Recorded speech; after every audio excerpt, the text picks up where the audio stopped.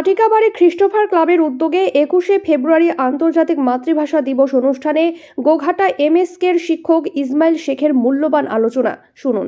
সম্মানীয় সভাপতি,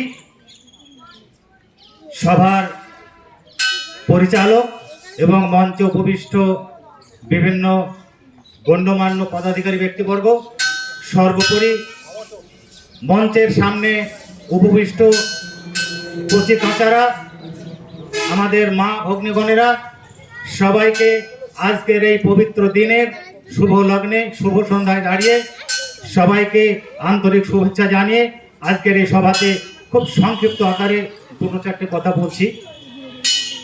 এখানে লেখাই আছে 21শে ফেব্রুয়ারি আন্তর্জাতিক মাতৃভাষা দিবস। তো আমাদের এই খ্রিস্টোফার ক্লাবে প্রতি বছরই আমরা ছোটখাটো একটা অনুষ্ঠান করে থাকি, এবারও তার অন্যথা হয়নি।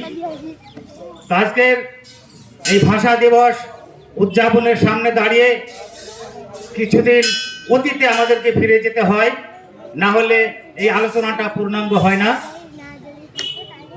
সভাপতি সাহেব তার উদ্বোধনী ভাষণে বলেছেন, একটু টাচ দিয়েছেন যে আমরা 1947 সালে স্বাধীন হয়েছে ইংরেজদের হাত থেকে। এই ভাষা আন্দোলন কিন্তু তার আগে থেকেই চলছিল। একটা আন্দোলন একদিন দুদিনের ব্যাপার নয়, অনেক লম্বা, অনেক সুদূর প্রসারী আন্দোলন চলতে থাকে। তো ভারতবর্ষ যখন স্বাধীনতা লাভ করলো কুচক্রী ইংরেজগণ, তখন এই বাংলা থেকেই যখন স্বাধীনতার আন্দোলনের সূত্রপাত হয়েছিল বাঙালির মধ্যে থেকে, এই বাঙালি জাতিটাকে দ্বিধা বিভক্ত করে এই স্বাধীনতার আন্দোলনকে দুর্বল করবার একটা চক্রান্ত তৈরি করে বাংলাকে তথা ভারতবর্ষকে ভাগ করে দেওয়া হয়েছিল সর্বভারতীয় মুসলিম লীগ এর নেতা মোহাম্মদ আলী জিন্নাহর দ্বিজাতি তত্ত্বের ভিত্তিতে। অর্থাৎ যে বাংলা থেকে স্বাধীনতার আন্দোলনের সূত্রপাত, সেই বাংলাকে দ্বিখণ্ডিত করে দাও, তারা দুর্বল হয়ে যাবে অটোমেটিক। এবং এখানে একটা সাম্প্রদায়িক বীজ পুঁতে দেওয়া হলো। এর ভেতর দিয়ে দেখা গেল ভারতবর্ষকে দুটো ভাগে ভাগ করে দেওয়া হলো, পাকিস্তান এবং ভারতবর্ষ। পাকিস্তানের মধ্যে আমার বাংলার একটা অংশকে ফেলে দেওয়া হলো, যেটা বর্তমানে বাংলাদেশ। তাকে বলা হলো পূর্ব পাকিস্তান, ওটা পশ্চিম পাকিস্তান। দুই দেশের মানুষের সাংস্কৃতিক বোধ আলাদা, তাদের ভাষা আলাদা, তাদের কৃষ্টি কালচার আলাদা। কিন্তু পাকিস্তানের শাসক গোষ্ঠী তারা চাইলো এই বাঙালিদেরকে, বাংলাদেশের মানুষকে এক গোত্রে বেঁধে আমরা চাবুক দিয়ে তাদের উপরে উর্দু ভাষাকে শাসক গোষ্ঠীর ভাষা হিসেবে, রাষ্ট্রভাষা হিসেবে প্রতিষ্ঠিত করবার একটা চক্রান্ত তারা শুরু করলো। যেদিন মোহাম্মদ আলী জিন্নাহ আকায়েদে আজম ঢাকা বিশ্ববিদ্যালয়ের সামনে দাঁড়িয়ে, মঞ্চে দাঁড়িয়ে বক্তব্য রাখছেন, উর্দু ভাষাকে বাংলাদেশের জাতীয় ভাষা হিসেবে, রাষ্ট্রভাষা হিসেবে ঘোষণা করেন শ্রোতা মণ্ডলী, অসংখ্য ছাত্রছাত্রী তারা না না না স্বরে বিদ্রোহ করে উঠছে। এখান থেকে ভাষা আন্দোলনের সূত্রপাত। কিন্তু শাসক গোষ্ঠী তারা পিছপা হয়নি। দিনে দিনে এই আন্দোলন আস্তে আস্তে গুমড়ে গুমড়ে তুষের আগুনের মতো যখন জ্বলতে শুরু করেছে, ঠিক তখনই 1952 সাল 21শে ফেব্রুয়ারি ঢাকা বিশ্ববিদ্যালয় এবং ঢাকা মেডিকেল কলেজের সমস্ত ছাত্রছাত্রী এবং অসংখ্য বুদ্ধিজীবী মানুষ তারা একটা শান্তিপূর্ণ মিছিলের আয়োজন করেছিলেন। কিন্তু দুঃখের বিষয়, তৎকালীন পাকিস্তান সরকারের পুলিশ প্রধান নিজামউদ্দিন আউলিয়া তিনি সুকৌশলে এই আন্দোলনকে ঠেকাতে গিয়ে, এই আন্দোলনের বিরোধিতা করবার নামে 144 ধারা জারি করে এই সমাবেত মানুষের যে সমাগম, যে সভা সমিতি, এটাকে বেআইনি ঘোষণা করে দিলেন। কিন্তু সেই ছাত্র যুবরা তাদের ভিতরে ফুঁসছে বিদ্রোহের আগুন। তারা কোনো 144 ধারা মান্যতা না দিয়ে তারা সেই আইনকে অমান্য করে শান্তিপূর্ণ মিছিলে বেরিয়ে পড়লো।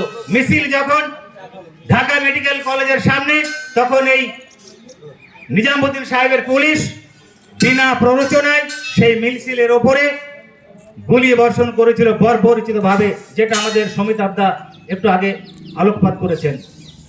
সেই গুলিতে ঝাঁঝরা হয়ে বহু প্রাণ রাস্তায় লুটিয়ে পড়েছিল, রাস্তা রক্তাক্ত হয়ে গেছিল, অনেকে মারা গেছিলেন, অনেকে আহত হয়েছিলেন। কিন্তু তারা ভেবেছিল এইভাবে আন্দোলনটাকে বন্ধ করা যাবে, কিন্তু বন্ধ করা যায়নি। এই খুনের পরে সারা বাংলাদেশ ব্যাপী একটা বিক্ষোভের আগুন আরো জোরদার হয়ে দাও দাও করে জ্বলে উঠল। দিকে দিকে হাজারো শহীদ মিনার, শহীদ বেদি তৈরি হলো তাদের শ্রদ্ধার জন্য, এবং এই আন্দোলন আরো তীব্র আকারে চলতে লাগলো।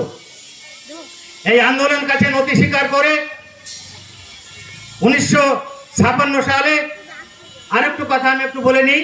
এই ভাষা আন্দোলন যেটা, এটা শুধু ভাষা আন্দোলন নয়। এই আন্দোলনটা একাধারে রাজনৈতিক আন্দোলন, একাধারে সামাজিক আন্দোলন, একাধারে অর্থনৈতিক আন্দোলন। অর্থাৎ এই ভাষা আন্দোলনের পথ ধরে বাংলাদেশের স্বাধীনতার আন্দোলন শুরু হয়েছিল। 1956 সালে যেদিন পাকিস্তান সরকার বাংলাকে রাষ্ট্রভাষার মর্যাদা দিতে স্বীকৃতি দান করলো, তখন থেকেই শেখ মুজিবুর রহমানের নেতৃত্বে এই ভাষা আন্দোলন সেদিন থেকে স্বাধীনতার আন্দোলন শুরু হলো। এবং সেই স্বাধীনতার আন্দোলনের হাত ধরে 1971 সালে বাংলাদেশের স্বাধীনতা লাভ করার সাথে সাথেই এই বাংলা ভাষাকে আমরা আরো স্বাধীনভাবে বাংলাদেশের রাষ্ট্রভাষার মর্যাদা পেলাম। কিন্তু আমরা এখানে একটা জাতীয় ভাষাকে জাতীয় রাষ্ট্রভাষা হিসেবে মর্যাদা দিতে পারলাম ঠিকই, কিন্তু এখানে দেখছি আন্তর্জাতিক মাতৃভাষা দিবস। এটা আবার কোন কথা? বাংলা ভাষা রাষ্ট্রভাষার মর্যাদা পেল, অথচ আমরা পালন করছি আন্তর্জাতিক মাতৃভাষা দিবস। এর পেছনেও একটু ইতিহাস আছে, একটু পেছনে ফিরে যেতে হবে। শুধুমাত্র বাংলার মধ্যে সীমাবদ্ধ না রেখে বিশ্ব দরবারে এই ভাষার সম্মানকে, এই ভাষার কুর্সিকে প্রতিষ্ঠিত করার জন্য বাঙালিরা সচেষ্ট হলো। তৎকালীন সময়ে কানাডার প্রবাসী দুই বাঙালি আব্দুল সালাম এবং রফিকুল ইসলাম তারা প্রয়াস নিলেন এই বাংলা ভাষাকে কিভাবে আন্তর্জাতিক ভাষায় রূপান্তরিত করা যায়। তারা দুই বন্ধু মিলে কানাডা সরকারের সঙ্গে আলোচনা করলেন যে ইউনেস্কোর যে সদর দপ্তর ফ্রান্সে, সেখানে যে সভা হবে সেই সভাতে যেন আমাদের প্রস্তাবটা রাখা হয়। কিন্তু তারা কর্ণপাত করলেন না। কিন্তু তারা থেমে থাকেনি, তারা তাদের কর্মপ্রচেষ্টা চালিয়ে যেতে যেতে এক সময় 1999 সালের 12 সেপ্টেম্বর 30তম সভা অনুষ্ঠিত হচ্ছে ফ্রান্সের প্যারিসে বসে। সেই সভাতে এই বাংলাকে আন্তর্জাতিক ভাষা হিসেবে মর্যাদা দেওয়ার জন্য কোনো একটা দেশকে প্রস্তাব দিতে হবে এবং লিখিত আকারে সেই প্রস্তাব দিতে হবে। সেই প্রস্তাব পাঠালো বাংলাদেশ তাদেরই প্রচেষ্টায়, এবং 29টা দেশ সেদিন এই প্রস্তাবকে সমর্থন জানিয়ে বলেছিল, হ্যাঁ, বাংলা ভাষাকে আন্তর্জাতিক ভাষার মাতৃভাষায় মর্যাদা দেওয়া হোক। বলা বাহুল্য, সেদিন পাকিস্তান যাদের এই শত্রুতার কারণে আজকে বাংলাদেশের যুদ্ধ, বাংলাদেশের স্বাধীনতা, তারাও অপারগ হয়ে সেদিন এই বাংলাকে আন্তর্জাতিক মাতৃভাষা হিসেবে স্বীকৃতি দানের জন্য তারাও সমর্থন দিয়েছিল। এটাই আমাদের বড় পাওনা। সেদিন এই সমর্থন দেওয়ার পরে আব্দুল সালাম সাহেব বলেছিলেন, এতদিন পরে পাকিস্তান যখন আমাদেরকে এই ভাষাকে আন্তর্জাতিক ভাষায় রূপান্তরিত করার জন্য সমর্থন দিল, এইখান থেকে বোঝা গেল তাদের পূর্ব পাপের কিছুটা প্রায়শ্চিত্ত তারা করলো। এর ফলে 1999 সালের 5 দিন ব্যাপী যে সম্মেলন, সেই সম্মেলনের সিদ্ধান্ত গৃহীত হলো 19 সেপ্টেম্বর ইউনেস্কো ঘোষণা করে দিলেন প্রতি বছর এই 21 ফেব্রুয়ারি আন্তর্জাতিক ভাষা দিবস হিসাবে পালন করা হবে সারা বিশ্বের বুকে। তো সারা বিশ্বের বুকে সব জায়গায় কি বাংলা ভাষা আছে? আপনাদের মনে প্রশ্ন জাগতে পারে। সারা বিশ্বে বাংলা ভাষা নেই, কিন্তু যে দেশের যেটা মাতৃভাষা মানে আপনারা নিশ্চয়ই অবগত আছেন, মায়ের ভাষা, যে ভাষা আমরা মায়ের কোল থেকে পড়েই আমরা যে ভাষায় কথা বলি, যে ভাষা শুনতে অভ্যস্ত, সেই ভাষাকেই বলা হয় মাতৃভাষা। তো যে দেশের যে মাতৃভাষায় যারা কথা বলে, চলাচল করে, সেই ভাষাকেই মাতৃভাষা হিসেবে তারা 1999 সাল থেকেই এই 21 ফেব্রুয়ারি আন্তর্জাতিক মাতৃভাষা দিবস হিসেবে ঘোষণা করলো।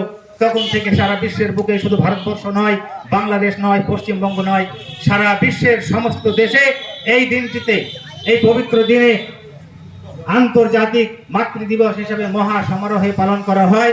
সর্বোপরি আমি বলতে চাই, এই দিবসটাকে মহা সমারোহে পালন করা হয় বাংলাদেশে। যেহেতু ঘটনাটা বাংলাদেশের, কিন্তু আমরা গর্বের সঙ্গে বলতে পারি সেই ভাষা শহীদদের মধ্যে আমার মুর্শিদাবাদের দুজন ছিলেন, নিমাইদা বলেছে সে কথা। আমি আর এই অনুষ্ঠানটা খুব ঘটা করে 3 দিন ব্যাপী হয়, বাংলাদেশে হয় 2 দিন ধরে। গত রাত্রে 12টা থেকে তাদের অনুষ্ঠান শুরু হয়ে গেছে রাজনৈতিকভাবে, এবং আমাদের দেশেও সেই আন্দোলন আমরা সেই দিনটাকে পালন করবার চেষ্টা করি প্রতি বছর। এবং পরিশেষে বলতে চাই, এই দিনটাকে আমরা প্রতি বছর ঘুরে ঘুরে আসবে 21শে ফেব্রুয়ারি, আমরা শুধু পালন করব, মাইকে লম্বা চড়া বক্তব্য দেব, আমরা শুনবো, চলে যাব। এটাই মাতৃভাষার প্রতি কিন্তু সম্মান জানানো নয়। মাতৃভাষাকে যদি তার প্রতি প্রকৃতভাবে সম্মান প্রদর্শন করতে হয়, তাহলে মাতৃভাষার শ্রীবৃদ্ধি যাতে ঘটে, মাতৃভাষার সমৃদ্ধি লাভ যাতে হয়, সেই প্রচেষ্টা আমাদেরকে নিয়ে যেতে হবে। আজকের যারা শিশু, কালকে তারা সুনাগরিক। আজকের যারা যুবক, কালকে তারা সুনাগরিক। সুতরাং সেই দায়িত্ব আমাদেরকে নিতে হবে। আমরা প্রৌঢ়, আমাদের দিন শেষ, আপনাদেরকে এগিয়ে এসে এই দায়িত্ব নিতে হবে। এই শপথ বাক্য এখান থেকে নিয়ে যেতে হবে যে বাংলাদেশের অমর্যাদা হতে দেব না, এই বাংলা ভাষার অমর্যাদা হতে দেব না। বাংলা ভাষার মর্যাদা যাতে বিশ্বের বুকে আরো আরো ভালোভাবে প্রতিষ্ঠিত হয়, তার জন্য আমরা প্রতিজ্ঞাবদ্ধ হব। এবং এইখানেই আমি খুব দুঃখের সঙ্গে বলতে চাই, বাংলা ভাষার যে ক্ষতি আজকে বাংলা ভাষায় বিলুপ্ত হতে চলেছে জায়গায় জায়গায়, তার জন্য আমরা দায়ী। অন্য ভাষাভাষীর মানুষ যারা, তারা কিন্তু অতটা দায়ী নয়। আমি এই প্রসঙ্গে দুটো একটা কথা বলতে চাই। আমি একটা স্কুলে, ছোট্ট স্কুলে শিক্ষকতা করি। ক্লাসে যখন ঢুকে প্রথমে সব ছেলেরা উঠে দাঁড়িয়ে বলে good morning sir, good morning sir. আমরা এখানে তো সুপ্রভাত বলতে পারি। আমরা বাবাকে বাবা না বলে অনেক জায়গায় ড্যাডি বলে থাকি, মাকে মা না বলে মাম্মি বলে থাকি। এই বাংলা ভাষাকে কলুষিত করে আমরা অন্য ভাষা এর মধ্যে ঢুকিয়ে দিই। এখানে বাংলা ভাষার অসম্মান করা হয় বলে আমি মনে করি। সুতরাং আমরা যতটা পারবো বাংলা ভাষাকে সম্মান, বাংলা ভাষার সম্মান রাখতে গেলে এই ছোটখাটো বিষয়গুলি বাংলা ভাষার মধ্যে এনে বাংলা ভাষাকে কলুষিত করব না, এই প্রতিজ্ঞা নিয়ে আমাদেরকে এখানে ফিরতে হবে। পরিশেষে বলতে চাই, যে সমস্ত অমর শহীদের রক্তের বিনিময়ে আজকের এই দিনটা আমরা পেয়েছি, সেই শহীদদের আত্মার সদ্গতি কামনা করি। তাদের শোক সন্তপ্ত পরিবার যেখানে যারা আছেন, তাদের প্রতি আমার আন্তরিক সমবেদনা জানিয়ে তারা সবাই সুখে থাকুক, ভালো থাকুক। আপনারা সবাই সুখে থাকুন, ভালো থাকুন। এই দিনটাকে পালন করবার চেষ্টা করুন, এই দিনটাকে মনে রাখুন। এই কথা বলে আমি আমার সংক্ষিপ্ত বক্তব্য শেষ করছি। জয় হিন্দ।